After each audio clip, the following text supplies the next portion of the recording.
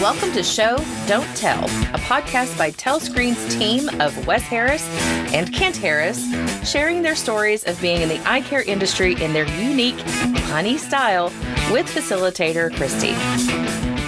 All right, so, the point of getting together is we're going to learn a little bit about marketing as we go, and hopefully we'll get to communicate something useful to our audience. And I think that marketing topic is one that's near and dear to my heart because as engineers we start out knowing none of it. And I was just kind of reminded about all the things I've learned about marketing in the past couple of years. Don't shop on Wednesday mornings. That's what I learned. What's the big deal about Wednesday mornings? Wednesday mornings, first Wednesday morning of the month is Senior Citizen Day at your local Kroger's.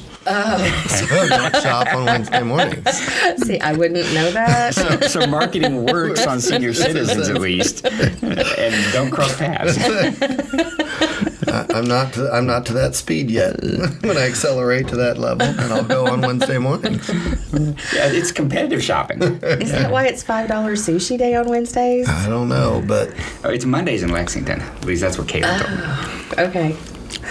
But I've been a Best Buy Rewards member for probably a decade or so now, and so as a result, I get the marketing emails and the daily touching base, and usually they have a sale like every day.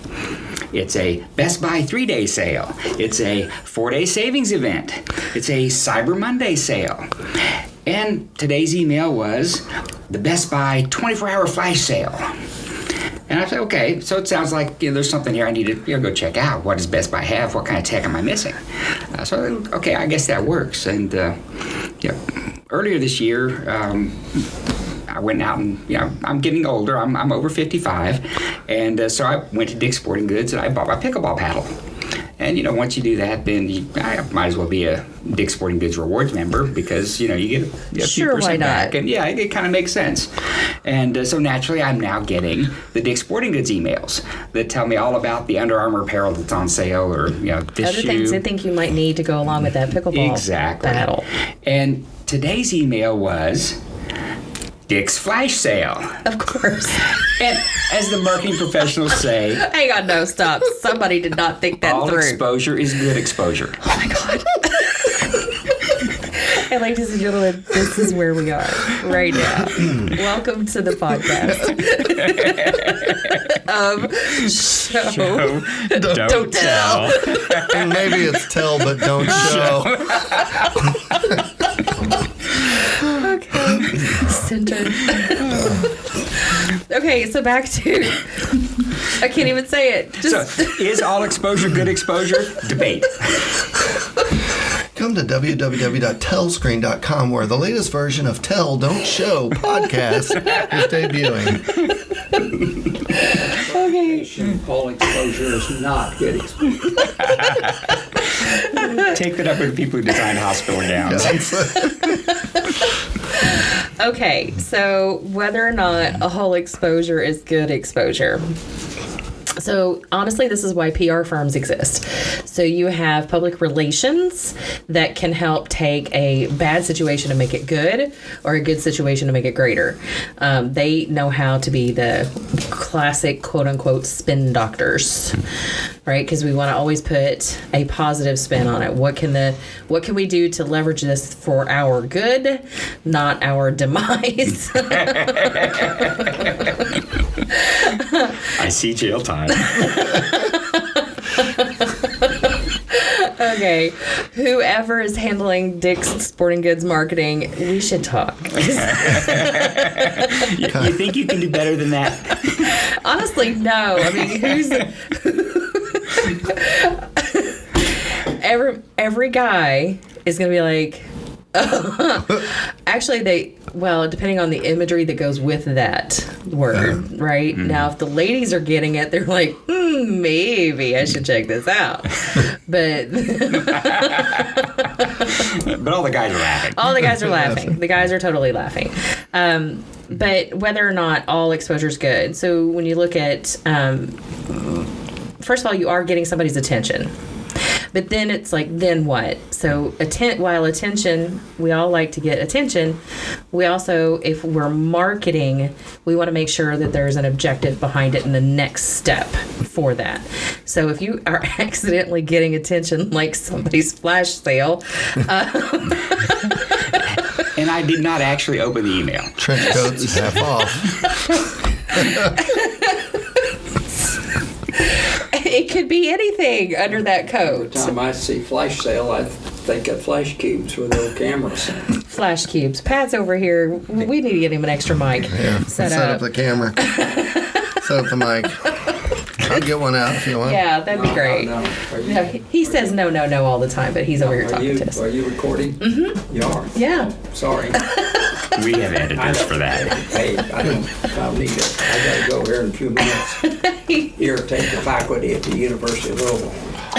Pat's just jumping in to throw his voice every now and then. So, that would be my main point. Like, while yes, it's great to get people's attention, always pay attention to the then what. Because, if it's something bad, like how did the leader of the country react to a national disaster? That could be good or bad, either way. It could either unite a country or it could divide a country. Pick one throughout history, don't care. The same thing with a corporate leader. If something happens to somebody who's used a product or service within that corporation, then same thing. What is the leader going to do to be able to respond to that? This event has gotten attention. Then what? Like, how are you following it up with the intention behind where do you want to pull people to? Closer to you, further away, that kind of stuff. So that would be my take on how this all started. Well, thanks for the professional opinion. Yeah, thanks. Get us all out of the sophomore humor mode. Next question. I'm holding my tongue. Seriously. So, Thank goodness. in light of like all of these things that you're taking and you're inputting on your pages of notes there that we get to talk about, what have you been doing since our last podcast? So I know that you've been traveling. You've got some things in the bucket over there. So February. Yeah. So February was our first meeting in a while.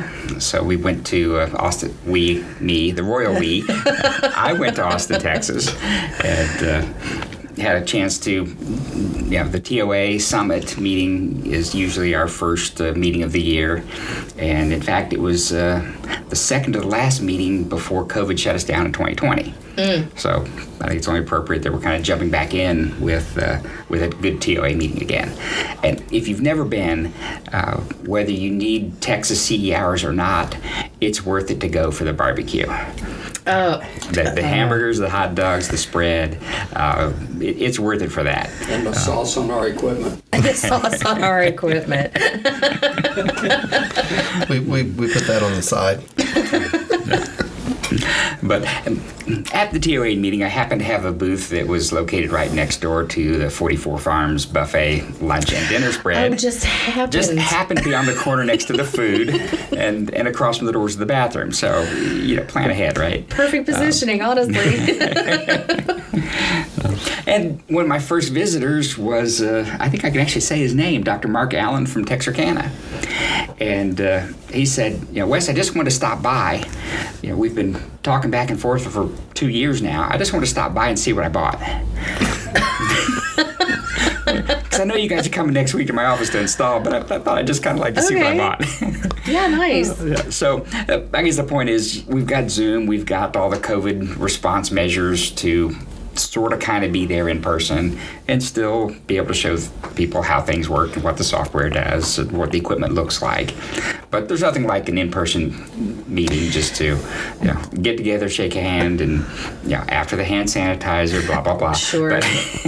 But still to see people again and get that human connection. And oh, by the way, I guess we're trustworthy people. People buy from us without having seen our product lately.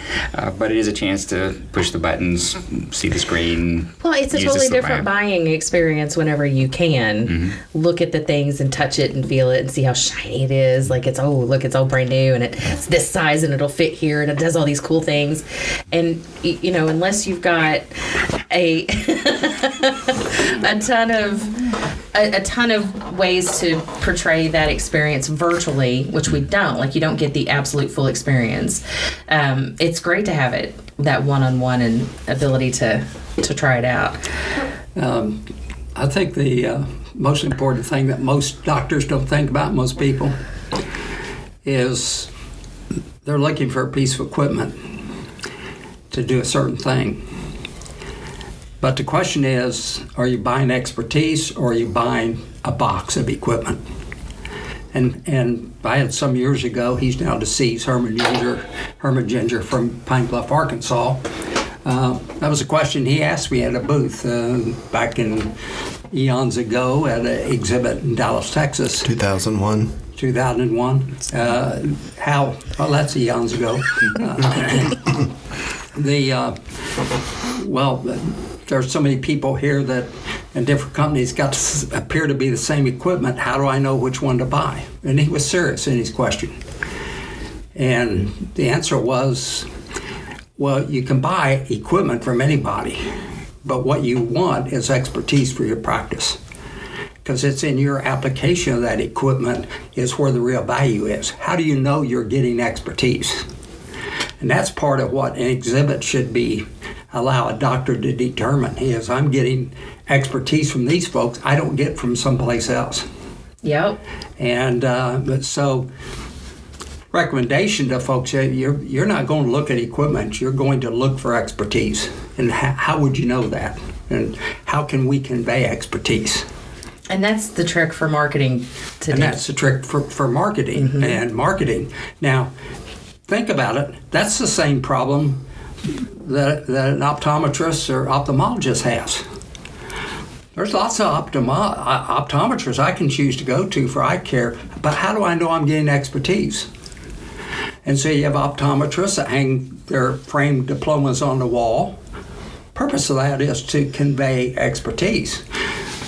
There's optometrists that have used our equipment to take photos and actually produce framed photos on the wall of different eye conditions so the people looking at them get a sense of expertise because this doctor always sees a lot of different things and so forth. So how does a doctor convey expertise to the patient?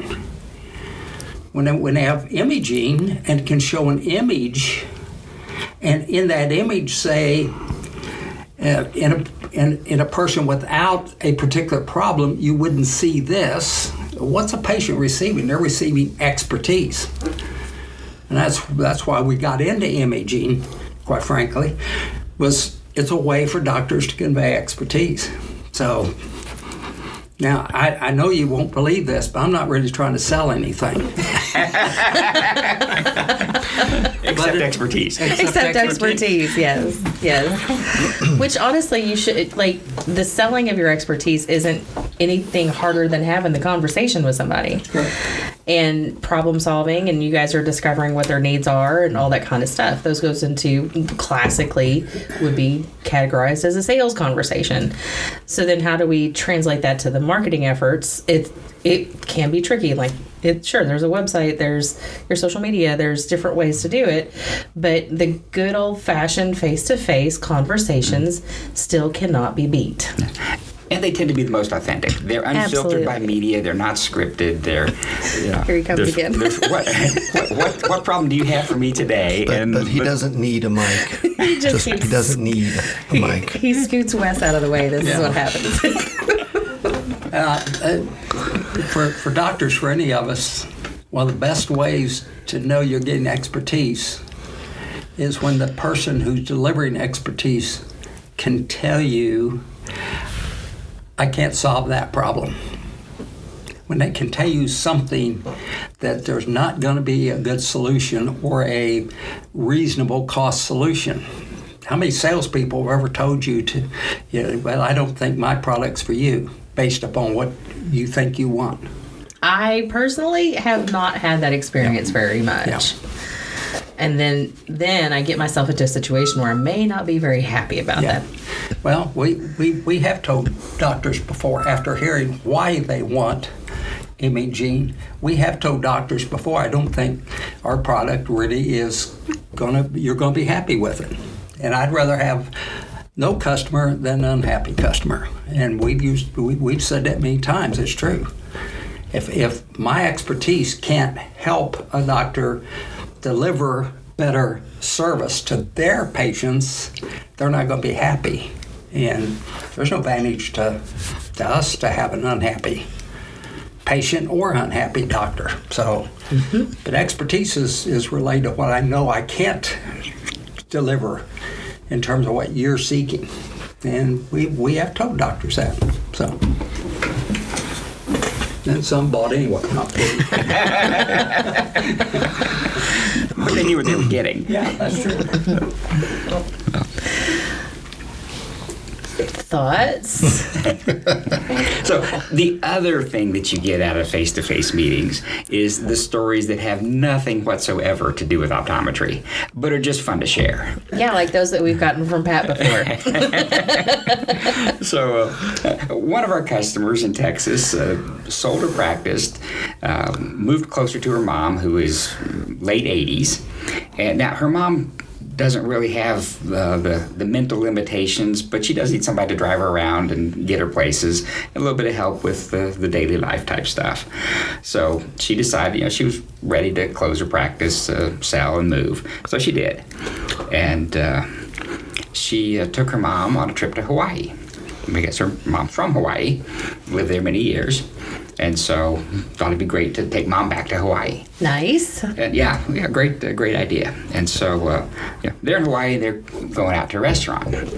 And this doctor, she has her GPS. Oh, wait, I remember you telling me this one. Okay, keep going. She has her GPS set for the Australian voice. So think Russell Crowe giving you directions. Yes, please. As you're driving down the road. And so the GPS is navigating, she's driving, and her mom says, "This is not the way. We're going the wrong way. This is not the way to the restaurant." And she's like, "Mom, it's okay. The GPS is set for shortest time, not shortest route. This will get us there." A couple minutes later, GPS gives another turn direction, and Mom says, "This is not the way. We're going the wrong way. This is not the way to the restaurant."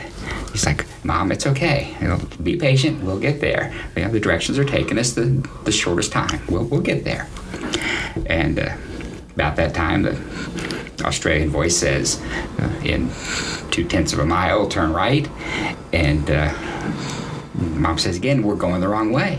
And the doctor says, "Mom, just be patient." And Mom says, "But the GPS, he's from Australia. What does he know about Hawaii?" So they get to the restaurant eventually, and her mother says, "This is not the restaurant I wanted to go to."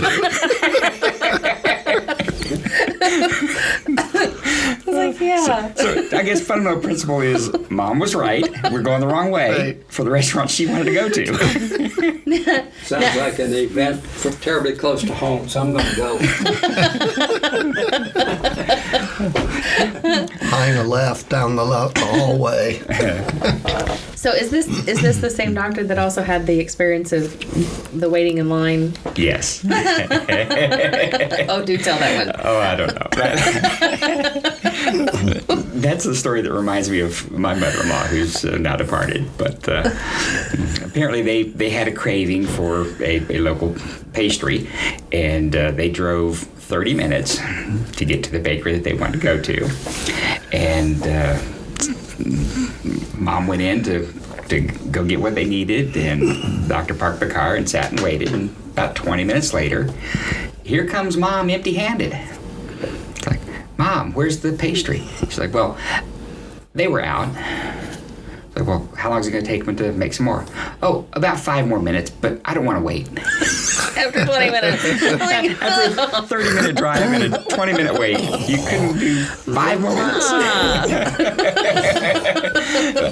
But I guess at that age, if you're done waiting, you're done waiting. I love hearing all the stories because even in business, whenever we can get to that point where we're sharing stories of life together, it just reminds you that we're in the human business, not just I have this system that is perfect for what you're doing business.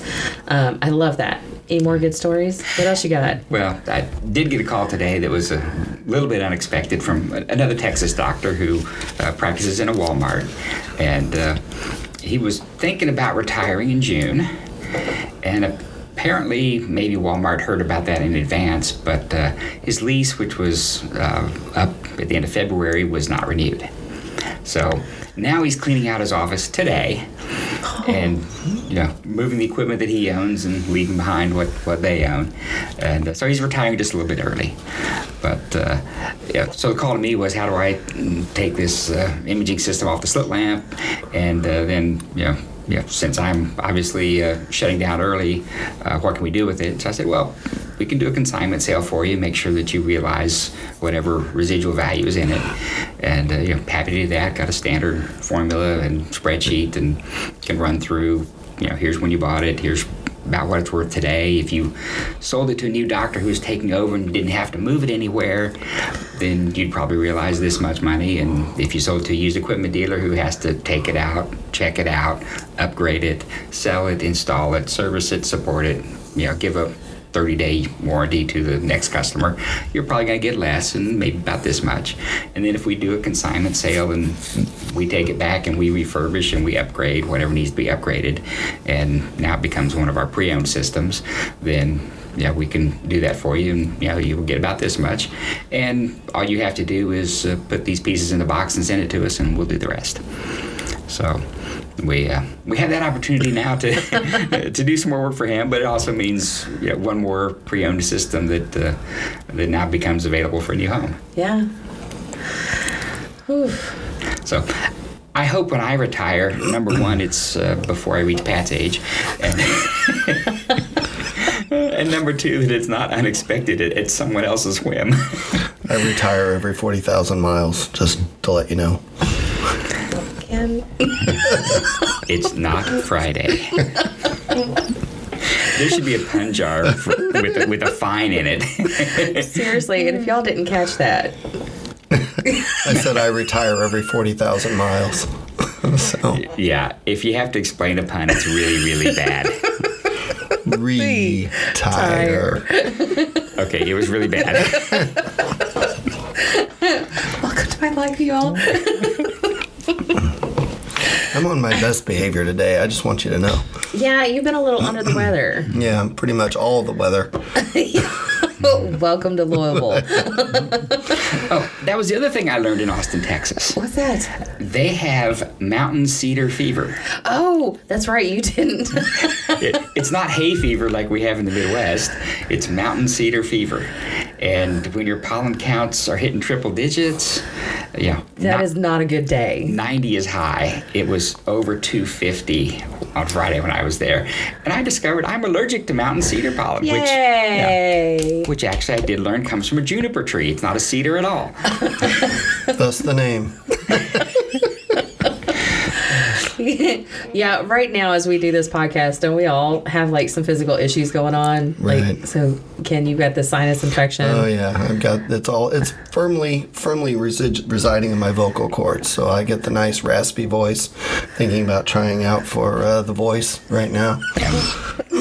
He does not smoke 3 packs a day, despite how it sounds. But I can do those commercials if you need a voice actor, for smoking 3 packs a day and emphysema. I think I'm well on my way. So. And I know my back has been thrown out, so I'm on the mend, which is fantastic. Don't throw your back out until you have a backup plan. Brace yourself, more puns coming. And here we go. She's immobilized. Torture her now.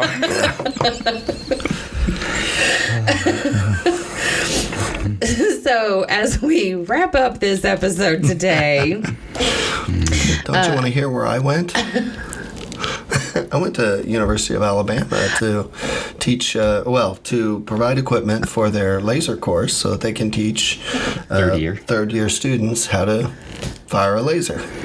cool. And, so that they'll be advanced procedure certified when they graduate. I love that for them. There were a lot of students there. I think 50, 60, 70, something like that. Definitely 2 full classrooms and all spread out with all their COVID protocols and masks and everything.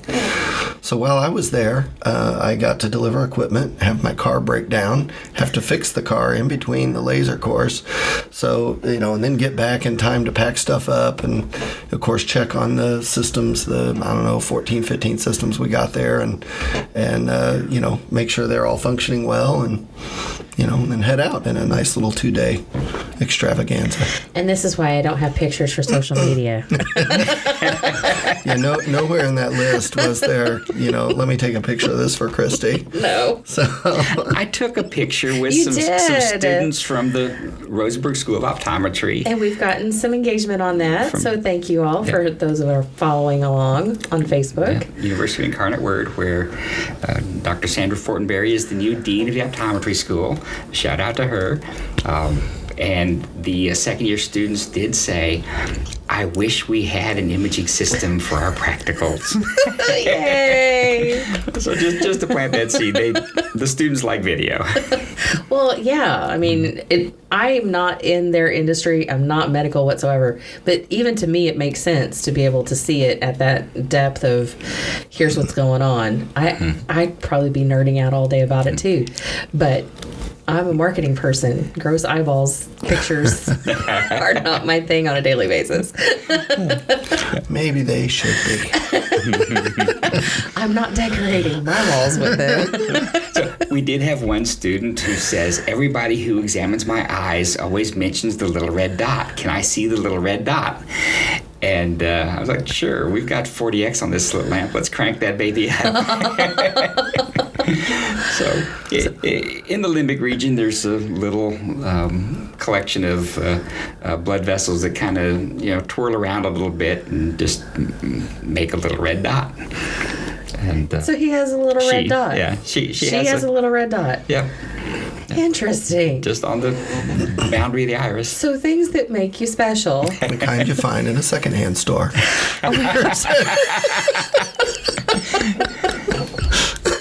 You're mixing Little Red Corvette and Raspberry Beret. Right. For those who didn't get the Prince reference. Okay. If you have not laughed at some point during this podcast, I'm sorry. You have a real sense of humor. I'm not offended. I get this all the time. I have children. Welcome to our world. We do hope that you're enjoying these podcasts. If you have any questions or comments, actually, why don't you tap into the expertise that is sitting across the table from me on this podcast with Kent Harris and Wes Harris, and whenever he pops in, Pat Harris, on all things eye care industry, imaging systems, technology, things like that. They've learned a lot in the business because they have real relationships with all of their clients and those who are learning from them for the very first time and haven't become clients yet. So tap into the knowledge base that we have here at TelScreen.com. Hit the contact form and hit submit. That's right. Or if you have something that you'd like us to talk about on this podcast of Show Don't Tell, please let us know. Because guys, we always need new ideas of how to keep it fresh and relevant and stuff that you like to know about. So let us know, everybody out there, please, and thank you. And thanks for joining the special edition of Tell Don't Show. Not sponsored or affiliated at all with Dick's Sporting Goods or Best Buy. That's right. And if you ever decide to have your own flash sale, please clarify. Keep it to yourself. And with that, we are out. Thanks, everybody.